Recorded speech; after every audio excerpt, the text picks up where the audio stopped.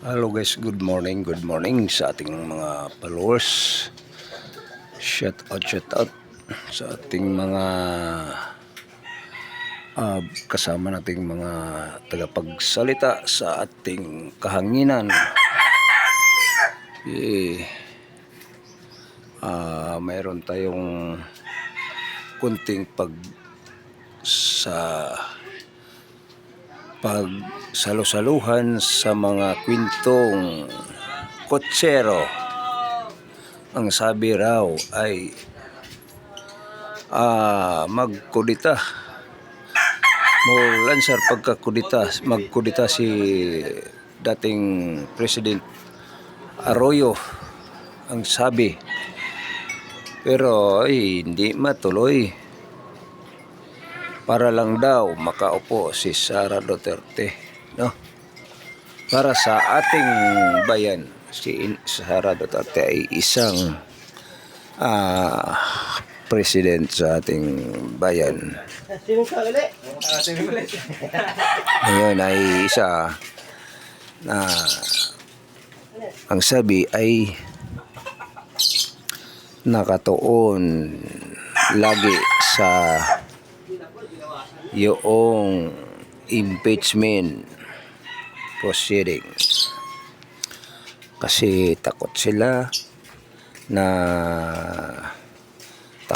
makaupo si Sara pagka presidente, kasi sila alam nila nga may paglalagyan sa mga tiwali ang dyan sa gobyerno, mga kababayan.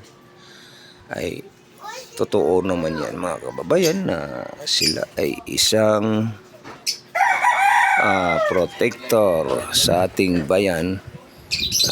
Inaabuso pa, no? Na ang ating mahal Pangulo ay si Inday Sara, malapit na. Hindi lang tayo magmadali, mga kababayan. Si Rodrigo Duterte ay isa rin mga madaling makalaya kasi tinutulungan ni Pujiki. Kasi si Pujiki ay isang prime minister sa ibang bansa. Mabuti pa si prime minister, si Pujiki, parang may lahing isang Pilipino. Hindi naman ibig sabihin niya siya ay gumagana, kung hindi ang naawa siya sa ating dating President Duterte. Kasi ang war on drugs ni Duterte ay isang hindi na panganib, kung hindi kapakanan sa ating bayan, na tayo po ay isang Pilipino. Tingnan natin na tayo po ay isang Pilipino.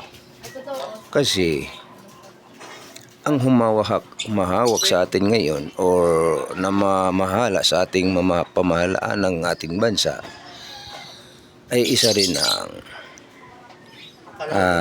drug-addict, no? So, mga kababayan, ay pasimplihan natin to, o pasimplihan nyo, o bigyan yung pansin. Kasi itong Marcos admin ay wala naman isang natutuwa kahit isa sa partidong demokrasya. Parang mapasaya man lang ang ating gobyerno, mapasaya man lang ang ating mamayang Pilipino, dahil sa pinakita ni Bongbong Marcos ay isang tiwali sa gobyerno. Paano ba mapasaya? So lahat ng mamayang Pilipino ay isang galit sa ating pamahalaan. So itong ating binigyan ng reaction ay i-share ninyo, comment. Shout out sa ating mga followers.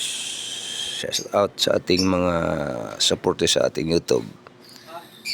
Thank you po. Magandang umaga.